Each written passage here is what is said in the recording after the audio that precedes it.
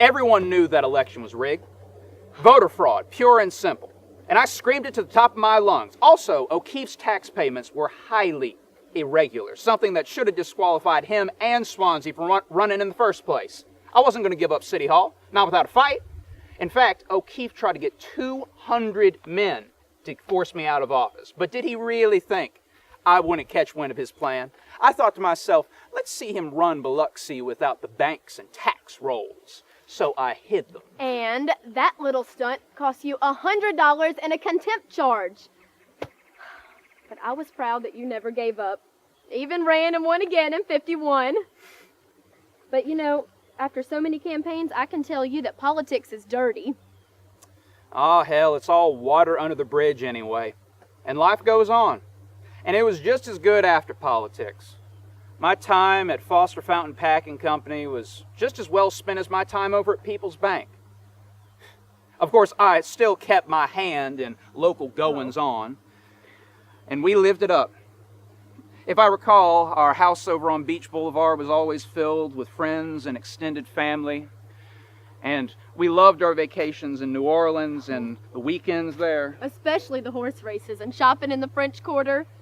Those were the days, our days.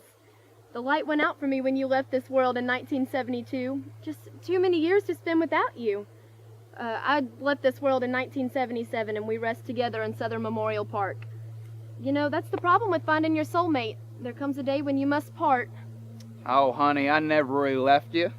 After all, how could I? I'm your heart.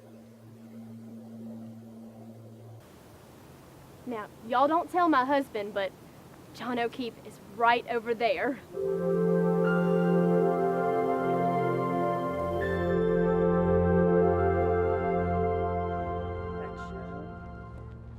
I don't know if you heard this guy just down here from me. He claims to have a lot of heart, but if you ask me, I'd say he took one on the chin.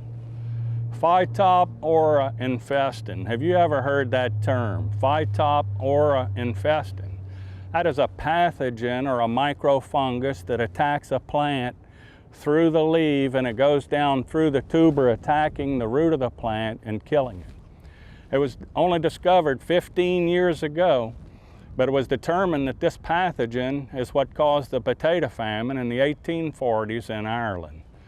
Ireland was populated with 8 million people, and over a 6-year period, 1 million people died and 1 million people migrated away because of famine, starvation, and poverty. Welcome. I am John Aloysius O'Keefe, born February 24th, 1891. My grandfather was Edward O'Keefe. We called him Ned. He was from Bencher Parish, County Tipperary, Ireland. And he migrated to the Port of New Orleans in the mid-1850s with his wife, Mary Tracy. They lived a couple of years in New Orleans and then ultimately made their way over to Ocean Springs. You see, Ned was a teamster in the drayage business or hauling business, and people used to travel to Ocean Springs to bathe in the natural artesian well water that flowed up out of the ground in different parts of the city because it was touted to be of a healing nature. And so he would meet them at the stagecoach or the train depot, and he would surrey them out to the hotel and back out to the springs and around town. And so by 1858, Ned had earned enough money to buy his first piece of land right on Porter Avenue in Ocean Springs. You see, at this time, the Civil War among states was escalating and moving further south, and so Ned felt the call to duty, and so he enlisted with the Live Oak Rifles, the 3rd Infantry of the Mississippi Regiment, and he fought in the Civil War. And at the conclusion of the Civil War in 1865, like most, Ned returned home to work the land. Now, my grandparents had 2 children, Jeremiah Joseph Jerry O'Keefe and Mary Helen. Mary Helen died in 1878 in the yellow fever epidemic. However, my father, Jeremiah Joseph, lived to accomplish a lot of great things, I feel. My grandmother operated a boarding house in Ocean Springs, and sadly, she died one cold winter night while warming herself in front of the fireplace when her nightgown caught fire. That was in 1895. Now, my father was a alderman in Ocean Springs and a road overseer, and I think he set a good example for all of us children. I was when my father met my mother, Alice Cahill, a New Orleanian, and they were married in 1888. My siblings and I were all born in New Orleans. I had 3 brothers and a sister. They were Edward, Jeremiah Joseph Ben O'Keefe, we called him, Joseph O'Keefe, and Mary Cahill O'Keefe. And Mary lived until 1981. She was the principal of the Ocean Springs High School. And she became the first female superintendent of education in Ocean Springs. Why, she even has a building named after her over there, the Mary C, I think they call it. I attended high school in Ocean Springs and the Jesuit College at New Orleans by 1901. I eventually earned an A.B. degree from the College of the Immaculate Conception at New Orleans. You know that school today as Loyola University. I graduated Tulane in 1911. Now, in 1927, I was swept off my feet when I met the lovely Amelia Nikki Castanera. She was presented as the queen of the La Mosque Carnival Ball. And I was determined, and we were married just 2 years later. And of course, she was teaching school at the time. She had to resign that post because married women weren't permitted to teach school back in that era. And so much as we wanted to begin our own family, fate was not on our side. And so we adopted a beautiful baby girl, named her Patricia, in 1937. I joined the U.S. Army Air Corps Reserves, and by 1932 had earned the rank of captain. You see, the next year, I joined the Civil Works Administration and was named Aeronautics Advisor for Mississippi. You see, we were in a depression at this time, and this was a program that was created by President Franklin Roosevelt. It only lasted 1 year, but I learned many valuable things during that year. Well, I even have an airport named after me in Newton, Mississippi, a little town west of Meridian. And by now I had earned the rank of Major. The airport's since been renamed, but I was certainly honored at the time. Now, in 1934, I decided to run for the mayor's office in the city of Biloxi, and I ran against the incumbent, Mayor Richard Hart Chin.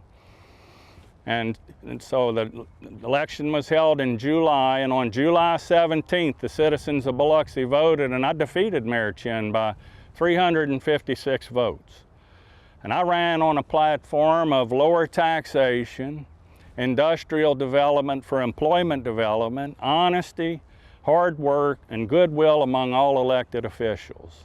And I promised the citizens of Biloxi that if I were elected, they would find Biloxi a better place to live 4 years from now, and I meant to do that. Hart Chin didn't take kindly to the election results, however. It was even rumored that Senator Huey P. Long had backed his election, but the citizens of Biloxi wanted change, and they also elected John A. Swansea and F.A. Toucey as city commissioners. And so when it came time for us to be sworn in 1935, Mayor Chin alleged that Swansea, Toucey, and I had not paid our city taxes. A ridiculous allegation. And so on January 7th, Judge George B. Wink swore us in down on Point Cadet, and we marched to City Hall and took control. You got to remember, I was a major in the 3rd Battalion, the 114th Field Artillery of the Mississippi National Guard. And so I had a lot of armed men at my disposal. And so we marched to City Hall and we moved Chin and his men out, and I set up a cot and I slept there for a week to ensure no other incident occurred. When reviewing the office, it became clear that Chin had secreted out the books and records, and so it was impossible to conduct business for about a 2-week period, until we had him hauled into court and fined $100 and court costs, and he had to return the books and set us back on the right path. It was quite an exciting time. In January 1936, I was approached to become Adjutant General of the state of Mississippi, and Governor Hugh White made the appointment, and so on February 10th, 1936, I resigned the mayor's office in Biloxi to assume control of the Mississippi National Guardsmen. Now, while my tenure as mayor in Biloxi was short, I felt like I set a professional tone, and I helped the people through hard economic times. I died on September 14th, 1985, right here in Biloxi. And my great-nephew, portraying me today, conducted my services. And while I'm buried out at the National Cemetery, a great deal of my heart and soul are tied to this area of Biloxi. I served the people in World War II in North Africa, and I served the people of Mississippi, but I'm most proud of being from the coast and serving the people of Biloxi. Why, even my nephew, Jeremiah Joseph Jerry O'Keefe III, later ran for the state legislature and then served 2 terms as mayor of the city of Biloxi. So I'd have to say, if there's a common trait among the O'Keefes from Ireland, I'd say it's a strong work ethic and a desire to serve the citizens of the communities in which we live. Thank you very much.